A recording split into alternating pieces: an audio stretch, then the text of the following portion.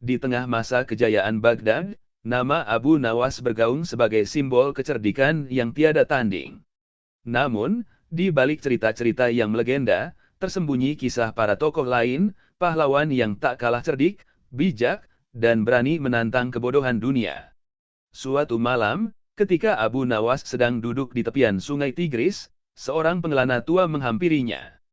Ia memperkenalkan diri sebagai hakim dari Andalusia, seorang pengamat zaman yang telah mengumpulkan kisah tentang para penyambung akal, tokoh-tokoh yang hidup di berbagai negeri dengan kecerdasan sebanding dengan Abu Nawas. Abu Nawas mendengarkan, matanya berbinar penuh rasa ingin tahu. Di negeri Persia, kata sang pengelana, hidup seorang perempuan bernama Zahra al-Balkhi, penyair dan filsuf yang dikenal mampu membungkam para cendekia istana dengan kata-kata yang lebih tajam dari pedang.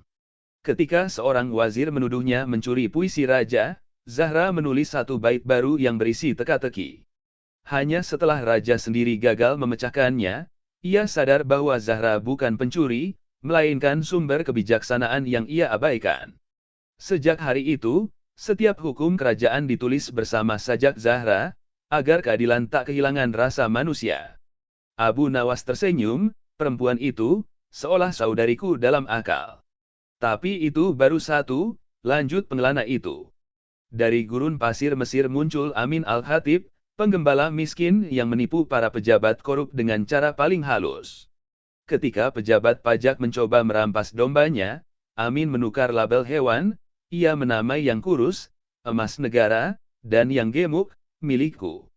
Saat pejabat mengambil yang emas negara, mereka kecewa mendapati hanya tulang dan kulit.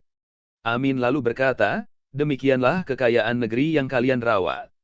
Berita itu menyebar hingga ke istana, dan sang khalifah memanggilnya untuk menjadi penasihat keuangan, tanpa tahu ia hanya gembala dari desa kecil. Abu Nawas tertawa terbahak-bahak, menepuk lututnya. Ah, itu dia. Kecerdikan sejati bukan tentang menipu demi diri sendiri, tapi menertawakan kebodohan kekuasaan. Pengelana itu menatap Abu Nawas dengan tatapan dalam. Dan terakhir, ada sang pemahat bayangan dari timur jauh, seorang lelaki bernama Liuan, yang dipercaya mampu memahat cahaya menjadi bentuk. Ia tidak benar-benar memahat, melainkan memantulkan sinar bulan pada tembok kuil hingga membentuk ilusi wajah dewa. Ketika penguasa memintanya membuat patung dirinya sendiri untuk disembah, Liuan menolak dengan licik. Ia berkata, aku akan memahat wajahmu hanya dari cahaya, agar rakyat melihat betapa cepatnya kuasa menghilang ketika matahari terbit. Pagi itu, cahaya patung lenyap. Tapi rakyat masih mengingat pesannya hingga kini.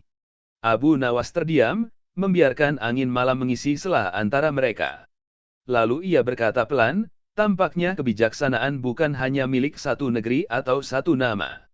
Tapi setiap zaman punya, Abu Nawasnya sendiri, orang yang membuat dunia tertawa sebelum sadar bahwa mereka baru saja diajari sesuatu yang dalam.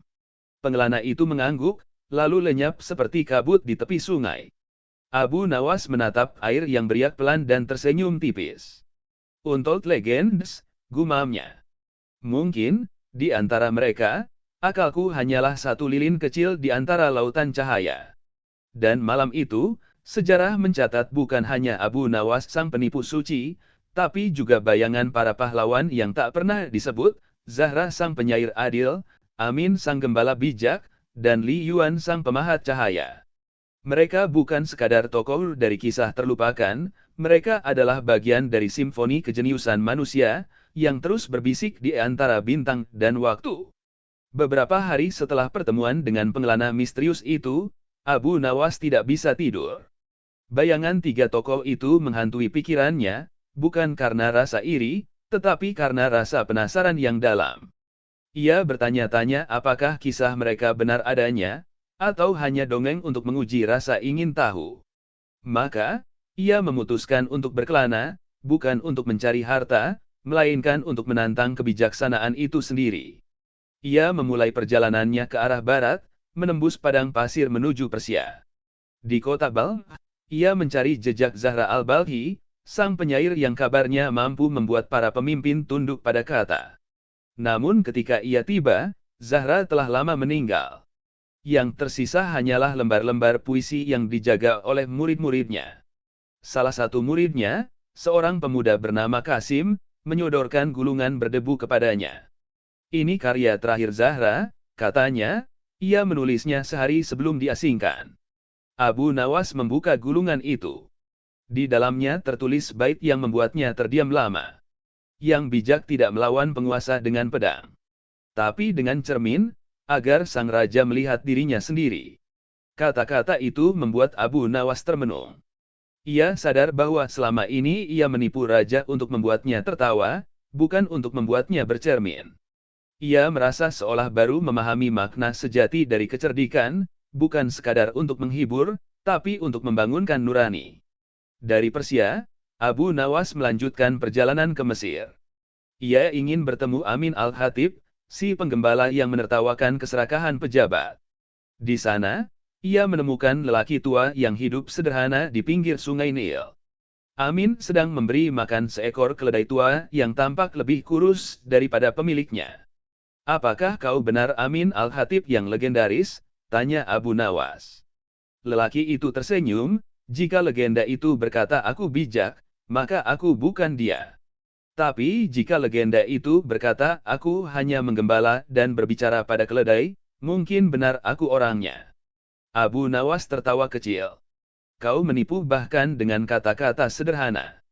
Amin menatap langit, lalu berkata, "Kau datang untuk mencari kebijaksanaan, bukan?" "Benar. Kalau begitu, dengarlah. Kecerdikan tanpa kasih ibarat pisau tanpa pegangan, semakin sering digunakan, semakin melukai diri sendiri." Abu Nawas terdiam. Kata-kata itu menusuk lebih dalam dari ejekan para menteri istana. Ia menunduk, merasa seolah sedang diajari oleh kehidupan itu sendiri. Dari Mesir, Abu Nawas berlayar jauh ke timur, ke negeri tempat Li Yuan pernah hidup. Ia mendapati bahwa kisah tentang pemahat bayangan telah menjadi legenda rakyat. Anak-anak kecil menyalakan lentera di malam hari dan menggambar bentuk di dinding, menirukan kisah sang pemahat yang menolak membuat patung raja. Abu Nawas akhirnya menemukan reruntuhan kuil tempat Li Yuan dulu bekerja. Di antara batu-batu tua itu, ia melihat bayangan dirinya terpantul di tembok, bergerak mengikuti cahaya bulan. Ia tersenyum kecil dan berbisik, "Bayangan tidak bisa dipahat, tapi bisa diajak berbicara." Dalam keheningan malam, ia merasa seolah mendengar suara lembut berkata dari balik waktu, "Setiap kebijaksanaan adalah cahaya, Abu Nawas. Tapi hati manusialah yang menentukan apakah cahaya itu menyinari, atau membutakan." Ketika fajar menyingsing, Abu Nawas kembali ke Baghdad dengan hati yang berbeda. Ia tidak lagi hanya menipu untuk menguji raja atau menertawakan keangkuhan manusia. Ia mulai menggunakan kelisikannya untuk membuka mata orang-orang terhadap kebenaran yang lebih halus, tentang kejujuran, kasih, dan kebijaksanaan yang tidak membanggakan diri. Suatu hari, Khalifah Harun al-Rashid menemuinya dan berkata, "Abu Nawas, mengapa akhir-akhir ini kau tidak lagi membuatku tertawa?" Abu Nawas menjawab tenang, "Karena sekarang aku ingin membuatmu berpikir." Raja terdiam, lalu tersenyum samar. "Kau berubah." Abu Nawas menunduk. "Bukan berubah, tuanku. Hanya belajar dari bayangan yang dulu tak terlihat." Sejak saat itu, kisah Abu Nawas memasuki babak baru. Ia bukan sekadar pelawak istana, bukan pula penipu ulung. Ia menjadi jembatan antara akal dan hati, antara tawa dan renungan. Dan dalam setiap kisah yang diceritakan orang tentangnya, baik di pasar Baghdad, di tepi sungai Nil, maupun di kuil tua timur, selalu terselip gema dari legenda yang lain, Zahra sang penakadilan, Amin sang gembala bijak, dan Li Yuan sang pemahat cahaya. Mereka semua hidup dalam satu benang merah yang sama, bahwa kebijaksanaan sejati tidak pernah mati, hanya menunggu untuk ditemukan kembali oleh jiwa yang mau mendengar. Dan di suatu malam ketika bintang-bintang seolah membentuk tulisan di langit, Abu Nawas menatap ke atas dan tersenyum. Ia tahu, di balik setiap kisah yang belum terucap, selalu ada, untold legends, para pahlawan yang hidup di luar naskah sejarah, tapi meninggalkan cahaya abadi dalam ingatan manusia. Hari-hari Abu Nawas di Baghdad kembali berjalan seperti biasa, tapi sesuatu dalam dirinya berubah. Ia mulai memperhatikan hal-hal kecil yang dulu diabaikannya, tawa anak-anak di pasar, pedagang yang curang dalam menimbang, atau orang miskin yang menatap roti dari kejauhan. Kini, setiap peristiwa tampak seperti teka-teki kehidupan yang menantangnya untuk menemukan maknanya. Suatu sore, ketika matahari condong ke barat dan bayangan menutupi separuh kota, Abu Nawas duduk di depan Masjid Agung. Seorang lelaki berpakaian megah turun dari kudanya, membawa kantong emas dan berteriak lantang, "Aku akan memberikan sedekah bagi siapapun yang paling bijak di kota ini." Orang-orang segera berkerumun, masing-masing mengaku paling pandai dan paling layak menerima emas itu. Abu Nawas hanya tersenyum melihat keramaian itu. Ia berjalan mendekat, berdiri di tengah lingkaran orang banyak, lalu berkata tenang, "Tuanku, jika engkau mencari orang paling bijak, maka biarkan emas itu memilih sendiri." "Bagaimana mungkin emas memilih?" tanya si dermawan dengan heran. "Caranya mudah," jawab Abu Nawas. "Tebarkan koin itu di tanah, lalu lihat kepada siapa koin pertama kali bergulir." Lelaki itu menurut. Sekantong koin ditumpahkan ke tanah, dan satu koin emas bergulir jauh, memantul di batu, melewati kerumunan, dan akhirnya berhenti tepat di kaki seorang pengemis tua yang sedang tertidur. Orang-orang terdiam, sebagian tertawa kecil. Tapi Abu Nawas berlutut, mengambil koin itu, dan menaruhnya di tangan pengemis. "Lihatlah," katanya, "bahkan emas tahu siapa yang paling tidak mengejarnya." Kerumunan terdiam. Lelaki kaya itu menatap Abu Nawas lama, lalu tersenyum kagum. "Kau pantas mendapatkan emas ini." Abu Nawas menggeleng. "Tidak, tuanku. Aku hanya penerjemah antara emas dan hati manusia." Kisah itu menyebar ke seluruh Baghdad dalam semalam. Namun bagi Abu Nawas, itu bukan tentang kemuliaan atau pujian. Ia tahu, di balik setiap tindakan kecil, ada ruang untuk kebijaksanaan yang lebih besar. Ia mulai menulis catatan tentang pelajaran-pelajaran yang ia temui, bukan untuk dibaca raja, tapi untuk dirinya sendiri. Suatu malam, saat menulis di bawah cahaya lentera, ia mendengar suara langkah lembut di luar. Seorang pemuda berpakaian asing datang membawa gulungan dari negeri jauh. "Aku datang dari Balkh," katanya. "Aku murid terakhir Zahra al-Balkhi. Sebelum wafat, ia menitipkan pesan untukmu." Abu Nawas membuka gulungan itu dengan hati bergetar. Isinya hanya satu kalimat. "Jika akal adalah cahaya, maka hati adalah lentera yang menahannya agar tak padam tertiup kesombongan." Abu Nawas menatap tulisan itu lama. Ia merasa seperti mendengar suara Zahra sendiri berbicara kepadanya, menuntun akalnya yang mulai lelah. Ia memutuskan, mulai malam itu, untuk berkeliling tanpa nama, tanpa gelar, menjadi penyala lentera bagi siapapun yang butuh cahaya. Ia berjalan dari kota ke kota, menyamar sebagai pengrajin, guru anak-anak, bahkan penjual minyak wangi. Dalam setiap penyamarannya, ia meninggalkan kisah kecil tentang menimbang dengan jujur, tentang berbagi tanpa pamrih, tentang tertawa di tengah kesulitan. Tak seorang pun tahu bahwa orang bijak di balik semua kisah itu adalah Abu Nawas sendiri. Bertahun-tahun kemudian, ketika uban mulai memenuhi janggutnya, ia kembali ke Baghdad. Kota itu telah berubah, lebih ramai, lebih megah, tapi juga lebih sombong. Raja baru yang berkuasa dikenal kejam dan mencintai pujian. Ia memerintahkan semua penyair menulis syair tentang kebesarannya. Abu Nawas yang sudah tua mendatangi istana dengan pakaian lusuh dan membawa gulungan kosong. Raja menatapnya sinis. "Kau datang tanpa sajak. Apakah kau tak sanggup menulis pujian untukku?" Abu Nawas menunduk hormat. "Aku menulis pujian, tuanku. Hanya saja tinta yang kugunakan tidak bisa dilihat oleh mata." "Omong kosong. Bacakan sajakmu." Dengan suara lembut, Abu Nawas membaca, "Wahai raja yang megah, kebesaranmu setinggi langit, sampai-sampai tak bisa ditulis dengan huruf, karena huruf terlalu kecil untuk menampungnya." Raja tersenyum puas, tidak menyadari bahwa rakyat di luar istana menertawakan kebodohannya. Kabar itu menyebar, dan rakyat kembali mengenang nama Abu Nawas, bukan sebagai penipu, tapi sebagai cermin bagi penguasa yang buta oleh kebanggaan. Namun pada malam yang sama, Abu Nawas duduk sendiri di tepi Tigris, menatap air yang memantulkan cahaya bintang.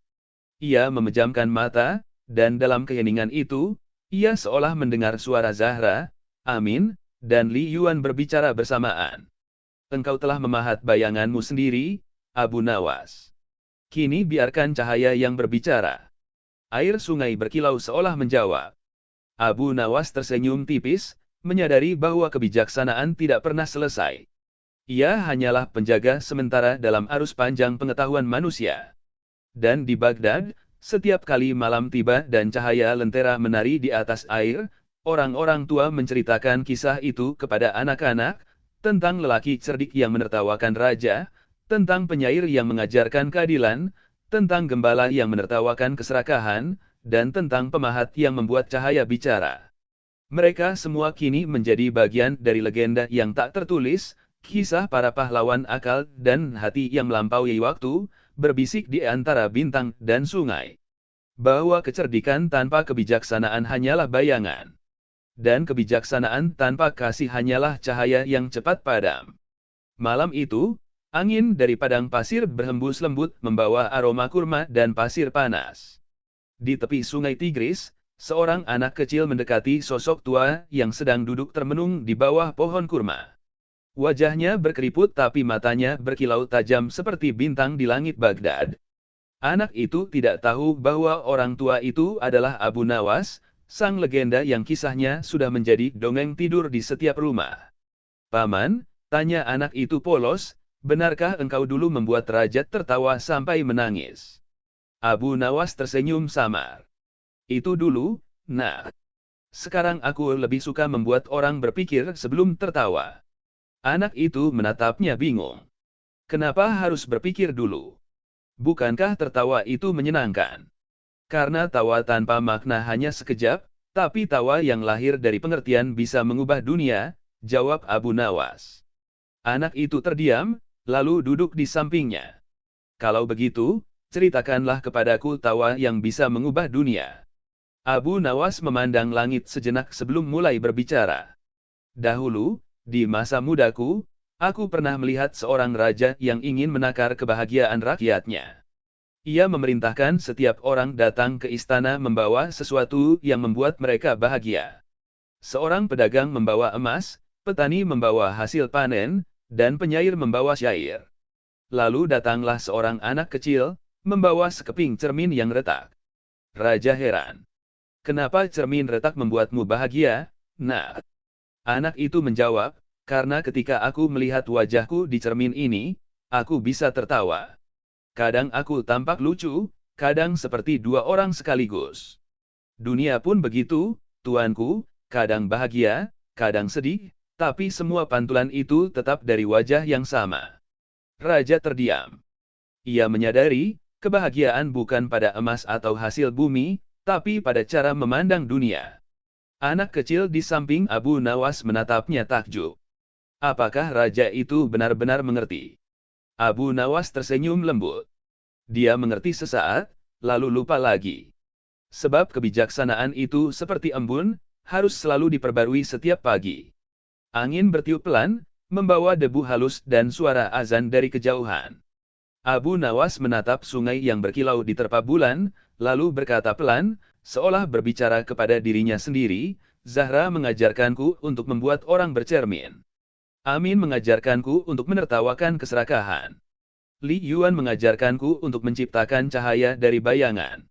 Tapi kehidupanlah yang mengajarkanku bahwa semua itu hanyalah awal dari perjalanan.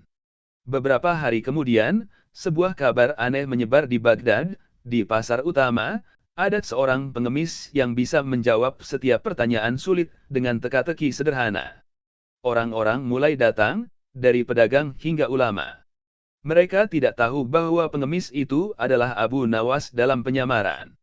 Suatu hari, seorang cendekia sombong datang menantangnya. Jika engkau begitu bijak, jawab pertanyaanku ini, katanya dengan nada mengejek. Mana yang lebih penting, akal atau hati? Abu Nawas menunduk sejenak, lalu mengambil 2 batu kecil dari tanah. Ia menaruh satu di tangan kanan dan satu di tangan kiri. Jika aku memegang batu di tangan kanan dan satu lagi di tangan kiri, lalu salah satunya kulempar ke sungai, apakah yang tertinggal akan lebih ringan atau lebih berat? Cendekia itu bingung. Tentu sama saja, satu batu tetap satu batu. Abu Nawas tersenyum. Begitulah akal dan hati. Jika salah satu hilang, yang tersisa tetap ada, tapi kehilangan keseimbangannya. Orang-orang terdiam, lalu mulai bertepuk tangan. Cendekia itu menunduk malu dan berlalu tanpa berkata apa-apa. Hari berganti minggu, minggu berganti bulan. Abu Nawas semakin jarang terlihat di kota. Beberapa mengatakan ia berkelana ke gurun, yang lain percaya ia menyepi di pegunungan Persia. Tapi satu malam, ketika badai pasir melanda, seorang nelayan menemukan sebuah lentera tua tersangkut di tepi sungai. Di dalamnya ada gulungan kertas dengan tulisan halus. Jangan cari aku di antara cerita lama. Aku ada di tawa yang menyadarkanmu, di pertanyaan yang membuatmu diam, dan di cahaya kecil yang muncul saat kau berhenti menghakimi. Sejak malam itu, setiap kali seseorang di Baghdad melakukan sesuatu yang cerdik namun lembut, orang akan berkata, itu pasti akal Abu Nawas yang menitis. Dan setiap kali ada pemimpin yang terlalu sombong, rakyat berbisik, andai Abu Nawas masih di sini, ia pasti akan membuatnya bercermin. Tahun demi tahun berlalu, tapi kisahnya tidak padam. Para pengembara dari timur membawa cerita tentang Zahra, Amin, dan Liuan. Di setiap negeri, legenda mereka bertemu, membentuk satu rantai panjang yang tak terputus. Mereka bukan dewa, bukan nabi, bukan juga pahlawan dalam arti biasa. Mereka adalah penjaga akal dan hati manusia, pilar tak terlihat yang menuntun dunia dari kegelapan menuju cahaya kesadaran. Dan di setiap cahaya lentera, di setiap tawa yang membawa makna, di setiap teka-teki yang mengajarkan kebaikan, bayangan Abu Nawas masih hidup, berjalan pelan di antara waktu, menyapa siapapun yang berani mencari kebijaksanaan bukan dari kekuasaan, tapi dari keheningan dirinya sendiri. Musim dingin tiba di Baghdad. Angin dari utara membawa dingin yang menggigit tulang, dan pasar yang biasanya riuh kini sepi.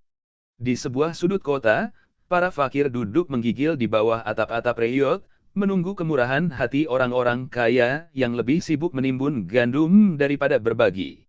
Di saat seperti inilah, Abu Nawas kembali muncul, bukan dengan pakaian kebesaran istana, tapi dengan jubah lusuh dan sebatang tongkat kayu yang ujungnya diukir menyerupai matahari. Suatu pagi, ia berjalan ke pasar utama dan berdiri di depan toko para saudagar besar. Dengan suara lantang ia berkata, "Wahai saudagar Baghdad, aku membawa keajaiban yang bisa mengubah logam menjadi emas sejati." Orang-orang segera berkerumun, matanya berbinar oleh keserakahan. Seorang saudagar gemuk mendekat dan bertanya, "Benarkah, wahai orang tua? Tunjukkan caranya, dan aku akan memberimu 10 dinar." Abu Nawas tersenyum.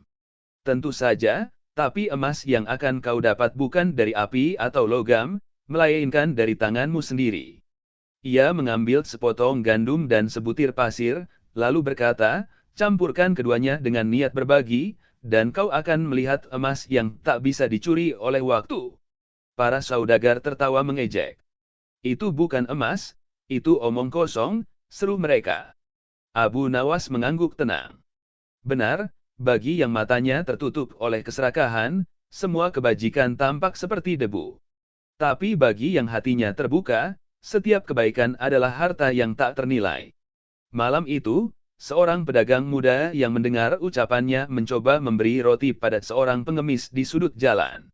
Keesokan harinya, usahanya mendadak ramai. Orang-orang berkata, "Mungkin benar, tangan yang berbagi memang membawa keberuntungan." Sejak saat itu, pasar Baghdad berubah perlahan. Sedekah menjadi kebiasaan baru, dan nama Abu Nawas kembali disebut-sebut bukan karena kelisikannya, melainkan karena kebijaksanaannya yang lembut. Beberapa bulan kemudian, Khalifah memanggilnya ke istana. "Abu Nawas," katanya, "aku mendengar engkau kembali menipu orang-orang di pasar dengan dalih kebajikan." Abu Nawas tertawa kecil. Jika menipu berarti membuat orang tamak menjadi dermawan, maka izinkan aku menipu seumur hidup, tuanku. Khalifah Harun al-Rasyid tertawa terbahak. Kau tetap sama, lidahmu tajam, tapi hatimu benar. Namun sebelum Abu Nawas meninggalkan istana, Raja bertanya pelan, apa rahasia kebahagiaanmu, wahai orang bijak? Aku memiliki segalanya, tapi hatiku terasa hampa. Abu Nawas menatap mata Raja dan menjawab, rahasia kebahagiaan ada pada kehilangan, bukan kepemilikan. Orang yang belajar kehilangan tanpa membenci, dialah yang paling kaya. Kata-kata itu menancap dalam di hati Raja. Malam itu, istana yang megah terasa sunyi. Untuk pertama kalinya, sang khalifah duduk lama di balkon, memandangi bintang, dan merenungi makna kebahagiaan yang tak bisa dibeli. Sementara itu, Abu Nawas meninggalkan Baghdad dan mengembara ke timur. Ia berjalan hingga mencapai desa-desa kecil di tepi sungai, mengajarkan anak-anak membaca, menulis, dan berpikir dengan logika yang sederhana tapi tajam. Dalam salah satu perjalanannya, ia bertemu seorang gadis kecil yang menangis karena ibunya sakit. Gadis itu berkata, "Paman, aku berdoa setiap hari agar ibuku sembuh, tapi Tuhan tidak menjawab." Abu Nawas berjongkok di hadapannya. Tuhan selalu menjawab, "Nah." Hanya saja kadang jawabannya adalah diam, agar kau bisa belajar mendengar dengan hati, bukan telinga. Gadis kecil itu terdiam, lalu bertanya, apakah diam itu juga suara? Abu Nawas tersenyum. Ya, diam adalah suara paling jujur di dunia. Beberapa tahun berlalu, desa-desa yang pernah ia datangi berubah. Orang-orang mengenangnya bukan sebagai pelawak, tapi sebagai guru yang datang dan pergi tanpa pamit, meninggalkan pelajaran yang hanya bisa dimengerti oleh mereka yang mau berpikir lebih dalam. Suatu hari, seorang pengembara tua datang ke Baghdad membawa sebuah buku lusuh tanpa sampul. Ia menyerahkannya kepada penjaga perpustakaan kerajaan dan berkata, ini peninggalan seorang lelaki yang pernah menipu raja tapi menolong rakyat. Ketika buku itu dibuka, isinya bukan kumpulan kisah lucu seperti yang diduga, melainkan catatan-catatan pendek penuh renungan. Salah satu halamannya berbunyi, kebijaksanaan adalah tawa yang terlambat. Saat kita akhirnya mengerti alasan di balik apa yang dulu kita tertawakan. Di halaman terakhir tertulis pesan sederhana. Jika suatu hari kau mendengar tawa dari tempat sepi, jangan takut. Itu hanya aku, mengingatkanmu bahwa dunia ini tidak perlu selalu serius untuk menjadi bijak. Buku itu kemudian disimpan di perpustakaan istana, tapi setiap kali dibacakan, orang-orang merasa seolah Abu Nawas masih hidup, berjalan di antara lorong-lorong kota, menyamar menjadi tukang air, penjual kue, atau pengemis tua yang tersenyum pada siapapun yang memandangnya dengan rasa ingin tahu. Dan legenda itu pun tumbuh, bahwa selama manusia masih bisa tertawa sambil merenung, selama kebenaran masih bisa disampaikan lewat kelicikan yang lembut, selama akal dan hati masih mau berdamai, Abu Nawas tidak akan pernah benar-benar pergi. Ia hanya berpindah tempat, dari halaman buku-buku lama ke dalam jiwa mereka yang terus mencari arti antara tawa dan kebijaksanaan. Tahun-tahun berlalu, dan Baghdad pun berubah menjadi kota yang lebih besar, penuh dengan menara tinggi dan ilmu yang berkembang di setiap sudutnya. Namun, di antara semua kemegahan itu, masih tersisa satu cerita yang terus dibisikkan dari generasi ke generasi, kisah tentang lelaki yang tidak pernah benar-benar mati, Abu Nawas. Malam itu, di halaman perpustakaan tua tempat gulungan-gulungan ilmu tersimpan, seorang pemuda sedang membaca catatan terakhir Abu Nawas. Lentera kecil di sampingnya bergoyang tertiup angin. Ia membaca perlahan, mencoba memahami setiap makna di balik kata-kata sederhana namun dalam itu. Ketika dunia dipenuhi orang pintar, jangan bangga menjadi yang paling tahu. Banggalah menjadi yang paling mau mendengar. Pemuda itu menutup buku, menatap langit Baghdad yang dihiasi ribuan bintang. Dalam diamnya, ia merasa Abu Nawas seolah hadir di sampingnya, tertawa pelan dengan cara khasnya, bukan tawa sombong, tapi tawa yang penuh pengertian. Keesokan harinya, pemuda itu keluar ke pasar dan melihat bagaimana orang-orang sibuk dengan urusannya masing-masing. Pedagang menipu timbangannya, pejabat lewat tanpa menoleh pada rakyat kecil, dan anak-anak mengemis di bawah panas matahari. Ia teringat kata-kata Abu Nawas, tertawalah pada kebodohan dunia, tapi jangan pernah lupa menangisinya juga. Pemuda itu kemudian mulai berbicara di pasar, mengulang kisah-kisah lama Abu Nawas, tentang Zahra sang penyair, Amin sang gembala, Li Yuan sang pemahat cahaya, dan sang penipu bijak dari Baghdad. Setiap cerita ia akhiri dengan tawa kecil dan satu renungan. Orang-orang yang awalnya menertawakan, lama-kelamaan terdiam, merenung, lalu tersenyum dengan cara yang berbeda, senyum yang lahir dari pengertian. Dari satu pasar ke pasar lain, dari desa ke desa, kisah itu terus berputar. Abu Nawas tidak lagi hanya nama seorang manusia, tetapi menjadi simbol kecerdikan yang berakar dari kasih, kebijaksanaan yang tumbuh dari tawa, dan keberanian untuk menertawakan kegelapan dunia tanpa kehilangan cahaya hati. Dan pada suatu malam yang tenang, saat bulan penuh menggantung di atas sungai Tigris, angin berhembus membawa suara yang samar-samar terdengar seperti bisikan. Jika kau merasa sendirian dalam mencari kebenaran, lihatlah ke dalam dirimu. Di sana ada Abu Nawas, bukan untuk menipu, tapi untuk membuatmu tertawa sebelum kau mengerti. Air sungai beriak lembut, seolah ikut tertawa, dan bintang-bintang berkerlip seakan menulis kalimat tak terlihat di langit Baghdad. Kecerdikan tanpa hati hanyalah keangkuhan. Pengetahuan tanpa kasih hanyalah beban. Dan tawa tanpa makna hanyalah gemah hampa. Keesokan harinya, Baghdad diselimuti kabar aneh. Di tepi sungai ditemukan tongkat kayu tua dengan ukiran matahari di ujungnya, persis seperti yang pernah dibawa Abu Nawas. Tak ada tubuh, tak ada jejak. Hanya benda itu, bersandar di batu dengan secarik kain lusuh yang terikat padanya. Di kain itu tertulis kalimat terakhir yang menjadi warisan abadi bagi semua yang mau belajar berpikir dengan hati. Jangan cari kebijaksanaan di atas singgasana, karena ia bersembunyi di tempat yang sederhana, di antara tawa anak kecil, di kesalahan yang diakui, di tangan yang mau memberi tanpa disuruh, dan di hati yang tetap lembut walau dunia keras. Di sanalah aku tinggal, menunggu kalian menertawakan hidup, lalu mencintainya kembali. Dan sejak hari itu, setiap kali angin malam melewati Baghdad dan membuat lentera bergetar, orang-orang berkata, Abu Nawas sedang berjalan di antara kita lagi. Ia hidup dalam pikiran yang jernih, dalam kebaikan yang tulus, dan dalam setiap tawa yang mengandung makna, tawa yang tidak sekadar menggema di bibir, tetapi juga menyinari hati.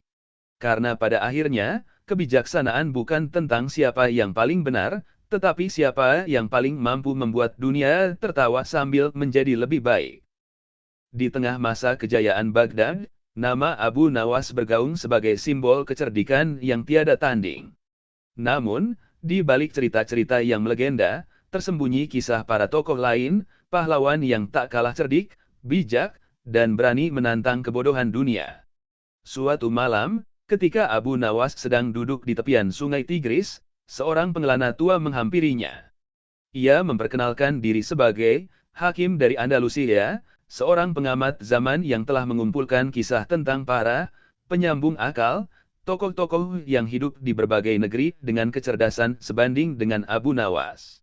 Abu Nawas mendengarkan, matanya berbinar penuh rasa ingin tahu. Di negeri Persia, kata sang pengelana, hidup seorang perempuan bernama Zahra al-Balkhi, penyair dan filsuf yang dikenal mampu membungkam para cendekia istana dengan kata-kata yang lebih tajam dari pedang. Ketika seorang wazir menuduhnya mencuri puisi raja, Zahra menulis satu bait baru yang berisi teka-teki. Hanya setelah raja sendiri gagal memecahkannya, ia sadar bahwa Zahra bukan pencuri, melainkan sumber kebijaksanaan yang ia abaikan. Sejak hari itu, setiap hukum kerajaan ditulis bersama sajak Zahra, agar keadilan tak kehilangan rasa manusia. Abu Nawas tersenyum, perempuan itu, seolah saudariku dalam akal. Tapi itu baru satu, lanjut pengelana itu. Dari gurun pasir Mesir muncul Amin al-Khatib, penggembala miskin yang menipu para pejabat korup dengan cara paling halus. Ketika pejabat pajak mencoba merampas dombanya, Amin menukar label hewan, ia menamai yang kurus, emas negara, dan yang gemuk, milikku.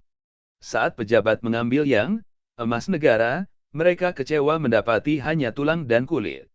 Amin lalu berkata, demikianlah kekayaan negeri yang kalian rawat. Berita itu menyebar hingga ke istana, dan sang khalifah memanggilnya untuk menjadi penasihat keuangan, tanpa tahu ia hanya gembala dari desa kecil. Abu Nawas tertawa terbahak-bahak, menepuk lututnya. Ah, itu dia. Kecerdikan sejati bukan tentang menipu demi diri sendiri, tapi menertawakan kebodohan kekuasaan. Pengelana itu menatap Abu Nawas dengan tatapan dalam. Dan terakhir, ada sang pemahat bayangan dari timur jauh, seorang lelaki bernama Liuan, yang dipercaya mampu memahat cahaya menjadi bentuk. Ia tidak benar-benar memahat, melainkan memantulkan sinar bulan pada tembok kuil hingga membentuk ilusi wajah dewa. Ketika penguasa memintanya membuat patung dirinya sendiri untuk disembah, Li Yuan menolak dengan licik. Ia berkata, aku akan memahat wajahmu hanya dari cahaya, agar rakyat melihat betapa cepatnya kuasa menghilang ketika matahari terbit. Pagi itu, cahaya patung lenyap. Tapi rakyat masih mengingat pesannya hingga kini. Abu Nawas terdiam, membiarkan angin malam mengisi celah antara mereka. Lalu ia berkata pelan, tampaknya kebijaksanaan bukan hanya milik satu negeri atau satu nama. Tapi setiap zaman punya, Abu Nawasnya sendiri, orang yang membuat dunia tertawa sebelum sadar bahwa mereka baru saja diajari sesuatu yang dalam. Pengelana itu mengangguk, lalu lenyap seperti kabut di tepi sungai. Abu Nawas menatap air yang beriak pelan dan tersenyum tipis. Untold Legends, gumamnya. Mungkin, di antara mereka, akalku hanyalah satu lilin kecil di antara lautan cahaya. Dan malam itu, sejarah mencatat bukan hanya Abu Nawas sang penipu suci, tapi juga bayangan para pahlawan yang tak pernah disebut, Zahra sang penyair adil, Amin sang gembala bijak, dan Li Yuan sang pemahat cahaya. Mereka bukan sekadar tokoh dari kisah terlupakan, mereka adalah bagian dari simfoni kejeniusan manusia, yang terus berbisik di antara bintang dan waktu. Beberapa hari setelah pertemuan dengan pengelana misterius itu, Abu Nawas tidak bisa tidur. Bayangan tiga tokoh itu menghantui pikirannya, bukan karena rasa iri, tetapi karena rasa penasaran yang dalam. Ia bertanya-tanya apakah kisah mereka benar adanya, atau hanya dongeng untuk menguji rasa ingin tahu. Maka, ia memutuskan untuk berkelana, bukan untuk mencari harta, melainkan untuk menantang kebijaksanaan itu sendiri. Ia memulai perjalanannya ke arah barat, menembus padang pasir menuju Persia. Di kota Balkh, ia mencari jejak Zahra al-Balkhi, sang penyair yang kabarnya mampu membuat para pemimpin tunduk pada kata. Namun ketika ia tiba, Zahra telah lama meninggal. Yang tersisa hanyalah lembar-lembar puisi yang dijaga oleh murid-muridnya. Salah satu muridnya, seorang pemuda bernama Kasim, menyodorkan gulungan berdebu kepadanya. Ini karya terakhir Zahra, katanya, ia menulisnya sehari sebelum diasingkan. Abu Nawas membuka gulungan itu. Di dalamnya tertulis bait yang membuatnya terdiam lama. Yang bijak tidak melawan penguasa dengan pedang, tapi dengan cermin, agar sang raja melihat dirinya sendiri. Kata-kata itu membuat Abu Nawas termenung. Ia sadar bahwa selama ini ia menipu raja untuk membuatnya tertawa, bukan untuk membuatnya bercermin. Ia merasa seolah baru memahami makna sejati dari kecerdikan, bukan sekadar untuk menghibur, tapi untuk membangunkan nurani. Dari Persia, Abu Nawas melanjutkan perjalanan ke Mesir. Ia ingin bertemu Amin al-Khatib, si penggembala yang menertawakan keserakahan pejabat. Di sana, ia menemukan lelaki tua yang hidup sederhana di pinggir sungai Nil. Amin sedang memberi makan seekor keledai tua yang tampak lebih kurus daripada pemiliknya. Apakah kau benar Amin al-Khatib yang legendaris? Tanya Abu Nawas. Lelaki itu tersenyum, jika legenda itu berkata aku bijak, maka aku bukan dia. Tapi jika legenda itu berkata aku hanya menggembala dan berbicara pada keledai, mungkin benar aku orangnya.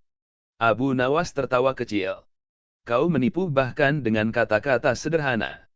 Amin menatap langit, lalu berkata, kau datang untuk mencari kebijaksanaan, bukan? Benar. Kalau begitu, dengarlah.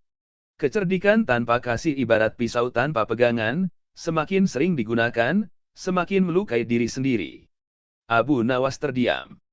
Kata-kata itu menusuk lebih dalam dari ejekan para menteri istana. Ia menunduk, merasa seolah sedang diajari oleh kehidupan itu sendiri. Dari Mesir, Abu Nawas berlayar jauh ke timur, ke negeri tempat Li Yuan pernah hidup. Ia mendapati bahwa kisah tentang pemahat bayangan telah menjadi legenda rakyat. Anak-anak kecil menyalakan lentera di malam hari dan menggambar bentuk di dinding, menirukan kisah sang pemahat yang menolak membuat patung raja. Abu Nawas akhirnya menemukan reruntuhan kuil tempat Li Yuan dulu bekerja. Di antara batu-batu tua itu, ia melihat bayangan dirinya terpantul di tembok, bergerak mengikuti cahaya bulan. Ia tersenyum kecil dan berbisik, bayangan tidak bisa dipahat, tapi bisa diajak berbicara. Dalam keheningan malam, ia merasa seolah mendengar suara lembut berkata dari balik waktu. Setiap kebijaksanaan adalah cahaya, Abu Nawas. Tapi hati manusialah yang menentukan apakah cahaya itu menyinari, atau membutakan. Ketika fajar menyingsing, Abu Nawas kembali ke Baghdad dengan hati yang berbeda. Ia tidak lagi hanya menipu untuk menguji raja atau menertawakan keangkuhan manusia. Ia mulai menggunakan kelisikannya untuk membuka mata orang-orang terhadap kebenaran yang lebih halus, tentang kejujuran, kasih, dan kebijaksanaan yang tidak membanggakan diri. Suatu hari, Khalifah Harun al-Rashid menemuinya dan berkata, Abu Nawas, mengapa akhir-akhir ini kau tidak lagi membuatku tertawa? Abu Nawas menjawab tenang, karena sekarang aku ingin membuatmu berpikir. Raja terdiam, lalu tersenyum samar. Kau berubah. Abu Nawas menunduk. Bukan berubah, tuanku. Hanya belajar dari bayangan yang dulu tak terlihat. Sejak saat itu, kisah Abu Nawas memasuki babak baru. Ia bukan sekadar pelawak istana, bukan pula penipu ulung. Ia menjadi jembatan antara akal dan hati, antara tawa dan renungan. Dan dalam setiap kisah yang diceritakan orang tentangnya, baik di pasar Baghdad, di tepi sungai Nil, maupun di kuil tua timur, selalu terselip gema dari legenda yang lain, Zahra sang penakadilan, Amin sang gembala bijak, dan Li Yuan sang pemahat cahaya. Mereka semua hidup dalam satu benang merah yang sama, bahwa kebijaksanaan sejati tidak pernah mati, hanya menunggu untuk ditemukan kembali oleh jiwa yang mau mendengar. Dan di suatu malam ketika bintang-bintang seolah membentuk tulisan di langit, Abu Nawas menatap ke atas dan tersenyum. Ia tahu, di balik setiap kisah yang belum terucap, selalu ada, untold legends, para pahlawan yang hidup di luar naskah sejarah, tapi meninggalkan cahaya abadi dalam ingatan manusia. Hari-hari Abu Nawas di Baghdad kembali berjalan seperti biasa, tapi sesuatu dalam dirinya berubah. Ia mulai memperhatikan hal-hal kecil yang dulu diabaikannya, tawa anak-anak di pasar, pedagang yang curang dalam menimbang, atau orang miskin yang menatap roti dari kejauhan. Kini, setiap peristiwa tampak seperti teka-teki kehidupan yang menantangnya untuk menemukan maknanya. Suatu sore, ketika matahari condong ke barat dan bayangan menutupi separuh kota, Abu Nawas duduk di depan Masjid Agung. Seorang lelaki berpakaian megah turun dari kudanya, membawa kantong emas dan berteriak lantang, Aku akan memberikan sedekah bagi siapapun yang paling bijak di kota ini. Orang-orang segera berkerumun, masing-masing mengaku paling pandai dan paling layak menerima emas itu. Abu Nawas hanya tersenyum melihat keramaian itu. Ia berjalan mendekat, berdiri di tengah lingkaran orang banyak, lalu berkata tenang, Tuanku, jika engkau mencari orang paling bijak, maka biarkan emas itu memilih sendiri. Bagaimana mungkin emas memilih? Tanya si dermawan dengan heran. Caranya mudah, jawab Abu Nawas. Tebarkan koin itu di tanah, lalu lihat kepada siapa koin pertama kali bergulir. Lelaki itu menurut. Sekantong koin ditumpahkan ke tanah, dan satu koin emas bergulir jauh, memantul di batu, melewati kerumunan, dan akhirnya berhenti tepat di kaki seorang pengemis tua yang sedang tertidur. Orang-orang terdiam, sebagian tertawa kecil. Tapi Abu Nawas berlutut, mengambil koin itu, dan menaruhnya di tangan pengemis. Lihatlah, katanya, bahkan emas tahu siapa yang paling tidak mengejarnya. Kerumunan terdiam. Lelaki kaya itu menatap Abu Nawas lama, lalu tersenyum kagum. Kau pantas mendapatkan emas ini. Abu Nawas menggeleng. Tidak, tuanku. Aku hanya penerjemah antara emas dan hati manusia.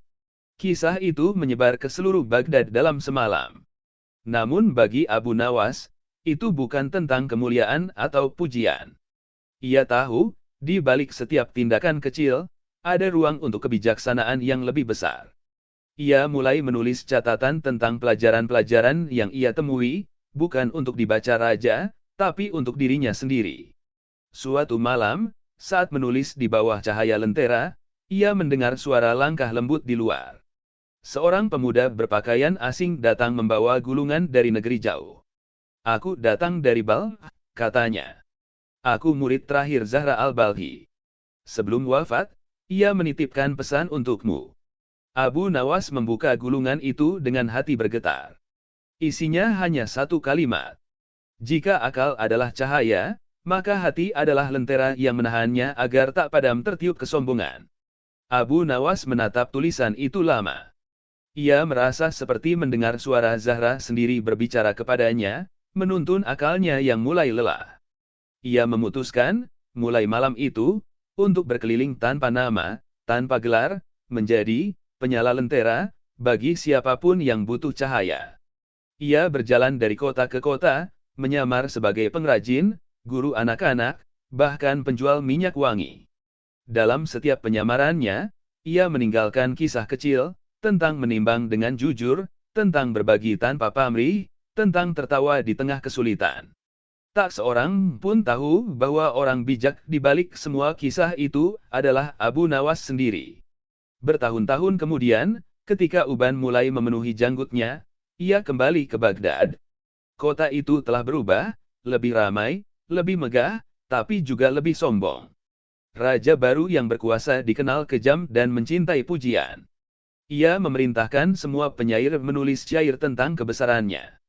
Abu Nawas yang sudah tua mendatangi istana dengan pakaian lusuh dan membawa gulungan kosong. Raja menatapnya sinis. Kau datang tanpa sajak. Apakah kau tak sanggup menulis pujian untukku? Abu Nawas menunduk hormat. Aku menulis pujian, tuanku. Hanya saja tinta yang kugunakan tidak bisa dilihat oleh mata. Omong kosong. Bacakan sajakmu. Dengan suara lembut, Abu Nawas membaca, wahai raja yang megah, kebesaranmu setinggi langit, sampai-sampai tak bisa ditulis dengan huruf. Karena huruf terlalu kecil untuk menampungnya. Raja tersenyum puas, tidak menyadari bahwa rakyat di luar istana menertawakan kebodohannya. Kabar itu menyebar, dan rakyat kembali mengenang nama Abu Nawas, bukan sebagai penipu, tapi sebagai cermin bagi penguasa yang buta oleh kebanggaan. Namun pada malam yang sama, Abu Nawas duduk sendiri di tepi Tigris, menatap air yang memantulkan cahaya bintang. Ia memejamkan mata, dan dalam keheningan itu, ia seolah mendengar suara Zahra, Amin, dan Li Yuan berbicara bersamaan. Engkau telah memahat bayanganmu sendiri, Abu Nawas. Kini biarkan cahaya yang berbicara. Air sungai berkilau seolah menjawab. Abu Nawas tersenyum tipis, menyadari bahwa kebijaksanaan tidak pernah selesai. Ia hanyalah penjaga sementara dalam arus panjang pengetahuan manusia. Dan di Baghdad, setiap kali malam tiba dan cahaya lentera menari di atas air, orang-orang tua menceritakan kisah itu kepada anak-anak, tentang lelaki cerdik yang menertawakan raja, tentang penyair yang mengajarkan keadilan, tentang gembala yang menertawakan keserakahan, dan tentang pemahat yang membuat cahaya bicara. Mereka semua kini menjadi bagian dari legenda yang tak tertulis, kisah para pahlawan akal dan hati yang melampaui waktu, berbisik di antara bintang dan sungai. Bahwa kecerdikan tanpa kebijaksanaan hanyalah bayangan. Dan kebijaksanaan tanpa kasih hanyalah cahaya yang cepat padam. Malam itu, angin dari padang pasir berhembus lembut membawa aroma kurma dan pasir panas. Di tepi sungai Tigris, seorang anak kecil mendekati sosok tua yang sedang duduk termenung di bawah pohon kurma. Wajahnya berkeriput tapi matanya berkilau tajam seperti bintang di langit Baghdad. Anak itu tidak tahu bahwa orang tua itu adalah Abu Nawas, sang legenda yang kisahnya sudah menjadi dongeng tidur di setiap rumah. Paman, tanya anak itu polos, benarkah engkau dulu membuat raja tertawa sampai menangis? Abu Nawas tersenyum samar. Itu dulu, nah. Sekarang aku lebih suka membuat orang berpikir sebelum tertawa. Anak itu menatapnya bingung. Kenapa harus berpikir dulu? Bukankah tertawa itu menyenangkan? Karena tawa tanpa makna hanya sekejap, tapi tawa yang lahir dari pengertian bisa mengubah dunia, jawab Abu Nawas. Anak itu terdiam, lalu duduk di sampingnya. Kalau begitu, ceritakanlah kepadaku tawa yang bisa mengubah dunia. Abu Nawas memandang langit sejenak sebelum mulai berbicara. Dahulu, di masa mudaku, aku pernah melihat seorang raja yang ingin menakar kebahagiaan rakyatnya. Ia memerintahkan setiap orang datang ke istana membawa sesuatu yang membuat mereka bahagia. Seorang pedagang membawa emas, petani membawa hasil panen, dan penyair membawa syair. Lalu datanglah seorang anak kecil, membawa sekeping cermin yang retak. Raja heran. Kenapa cermin retak membuatmu bahagia, nak? Anak itu menjawab, karena ketika aku melihat wajahku di cermin ini, aku bisa tertawa. Kadang aku tampak lucu, kadang seperti dua orang sekaligus. Dunia pun begitu, tuanku, kadang bahagia, kadang sedih, tapi semua pantulan itu tetap dari wajah yang sama. Raja terdiam. Ia menyadari, kebahagiaan bukan pada emas atau hasil bumi, tapi pada cara memandang dunia. Anak kecil di samping Abu Nawas menatapnya takjub. Apakah raja itu benar-benar mengerti? Abu Nawas tersenyum lembut. Dia mengerti sesaat, lalu lupa lagi. Sebab kebijaksanaan itu seperti embun, harus selalu diperbarui setiap pagi. Angin bertiup pelan, membawa debu halus dan suara azan dari kejauhan. Abu Nawas menatap sungai yang berkilau diterpa bulan, lalu berkata pelan, seolah berbicara kepada dirinya sendiri, Zahra mengajarkanku untuk membuat orang bercermin. Amin mengajarkanku untuk menertawakan keserakahan. Li Yuan mengajarkanku untuk menciptakan cahaya dari bayangan. Tapi kehidupanlah yang mengajarkanku bahwa semua itu hanyalah awal dari perjalanan. Beberapa hari kemudian, sebuah kabar aneh menyebar di Baghdad. Di pasar utama, ada seorang pengemis yang bisa menjawab setiap pertanyaan sulit dengan teka-teki sederhana. Orang-orang mulai datang, dari pedagang hingga ulama.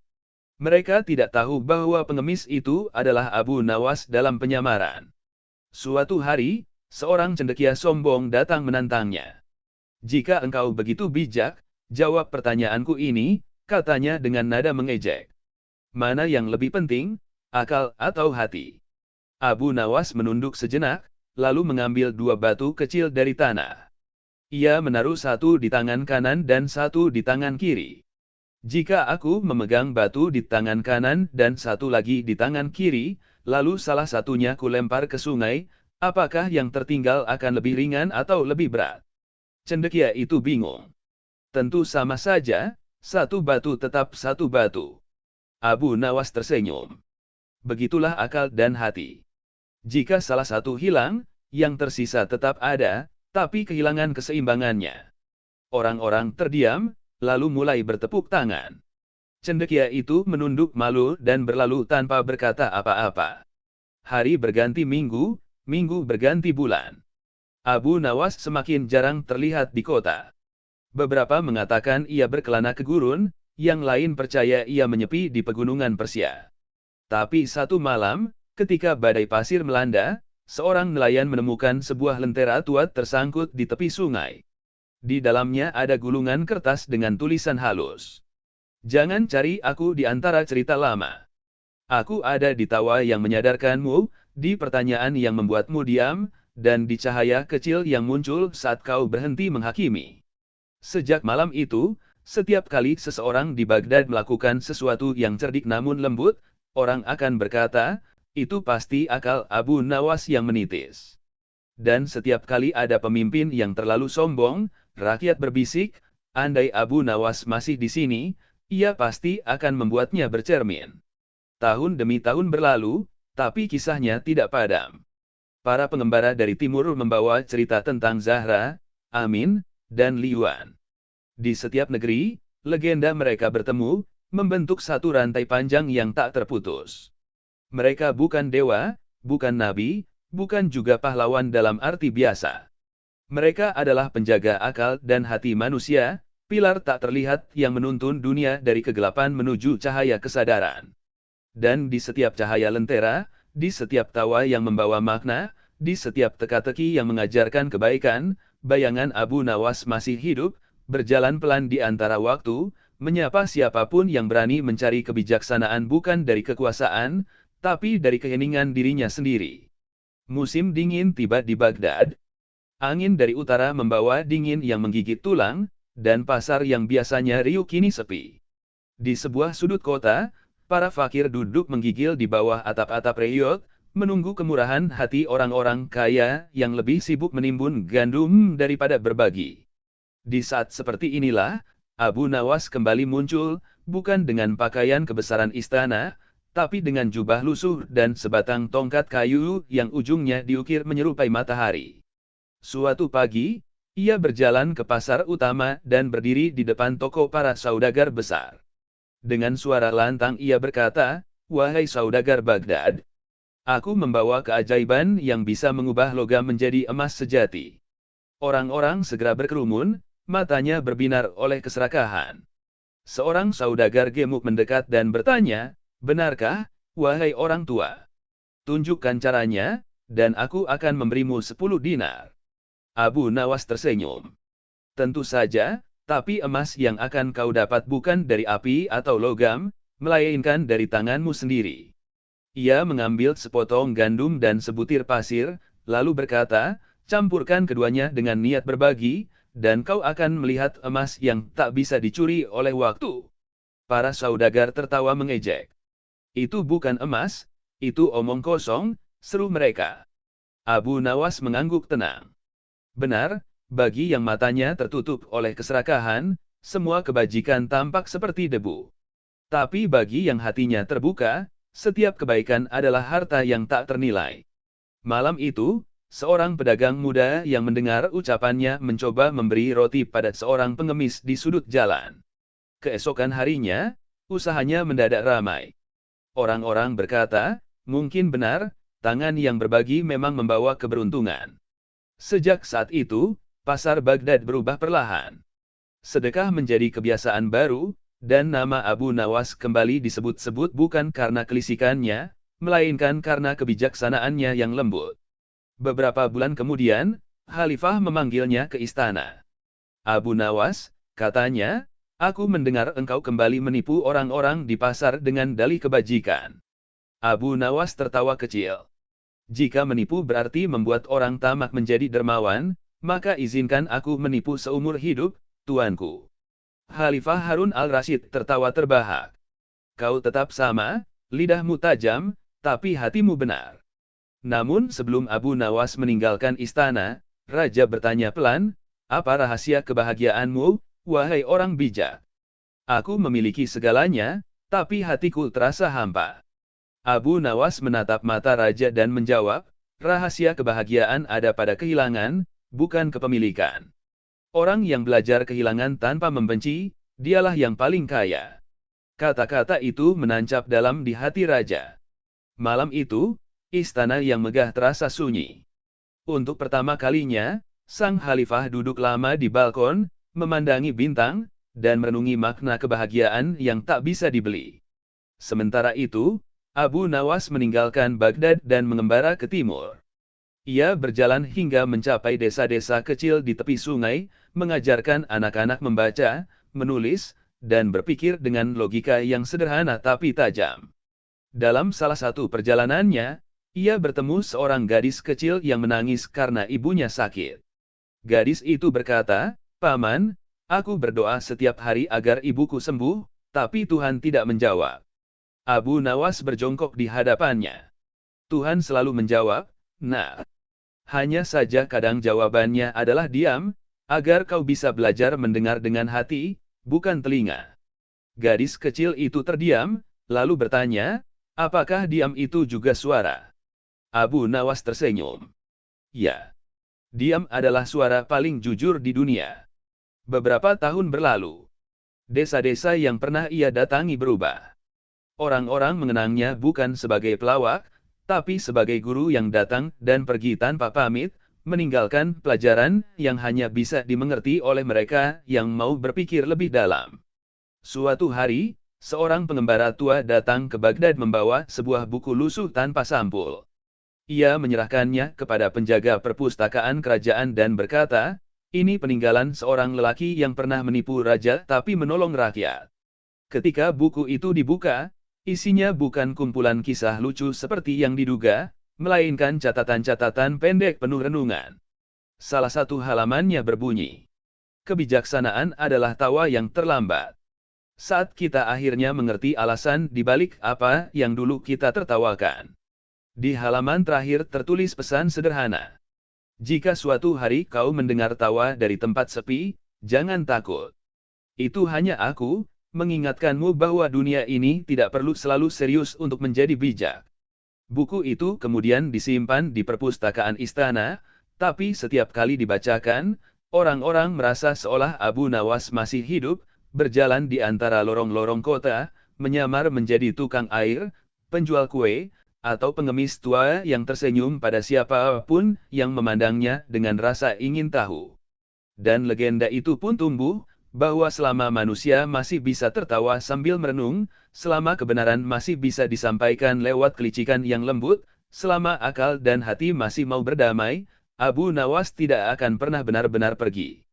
Ia hanya berpindah tempat, dari halaman buku-buku lama ke dalam jiwa mereka yang terus mencari arti antara tawa dan kebijaksanaan. Tahun-tahun berlalu, dan Baghdad pun berubah menjadi kota yang lebih besar, penuh dengan menara tinggi dan ilmu yang berkembang di setiap sudutnya. Namun, di antara semua kemegahan itu, masih tersisa satu cerita yang terus dibisikkan dari generasi ke generasi, kisah tentang lelaki yang tidak pernah benar-benar mati, Abu Nawas. Malam itu, di halaman perpustakaan tua tempat gulungan-gulungan ilmu tersimpan, seorang pemuda sedang membaca catatan terakhir Abu Nawas. Lentera kecil di sampingnya bergoyang tertiup angin. Ia membaca perlahan, mencoba memahami setiap makna di balik kata-kata sederhana namun dalam itu. Ketika dunia dipenuhi orang pintar, jangan bangga menjadi yang paling tahu. Banggalah menjadi yang paling mau mendengar. Pemuda itu menutup buku, menatap langit Baghdad yang dihiasi ribuan bintang.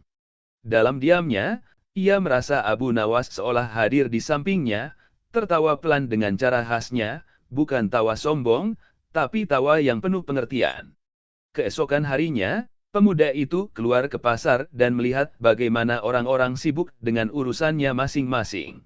Pedagang menipu timbangannya, pejabat lewat tanpa menoleh pada rakyat kecil, dan anak-anak mengemis di bawah panas matahari. Ia teringat kata-kata Abu Nawas, tertawalah pada kebodohan dunia, tapi jangan pernah lupa menangisinya juga. Pemuda itu kemudian mulai berbicara di pasar, mengulang kisah-kisah lama Abu Nawas, tentang Zahra sang penyair, Amin sang gembala, Li Yuan sang pemahat cahaya, dan sang penipu bijak dari Baghdad. Setiap cerita ia akhiri dengan tawa kecil dan satu renungan. Orang-orang yang awalnya menertawakan, lama-kelamaan terdiam, merenung, lalu tersenyum dengan cara yang berbeda, senyum yang lahir dari pengertian.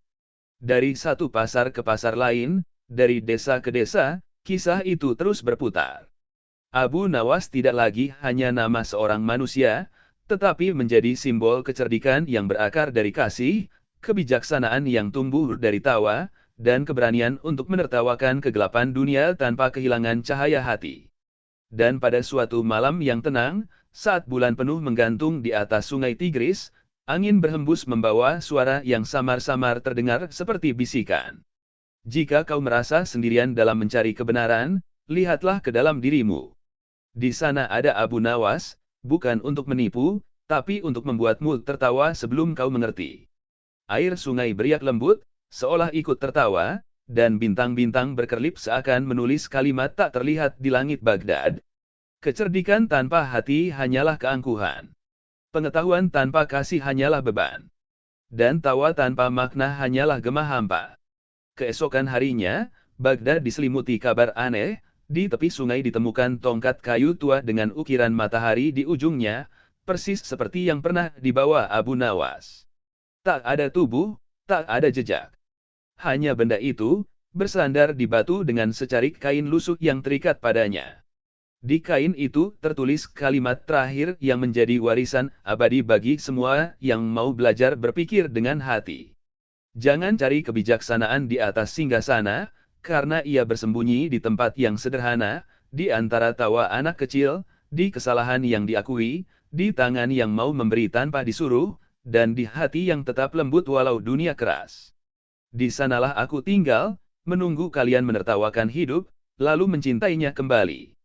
Dan sejak hari itu, setiap kali angin malam melewati Baghdad dan membuat lentera bergetar, orang-orang berkata, Abu Nawas sedang berjalan di antara kita lagi. Ia hidup dalam pikiran yang jernih, dalam kebaikan yang tulus, dan dalam setiap tawa yang mengandung makna, tawa yang tidak sekadar menggema di bibir, tetapi juga menyinari hati.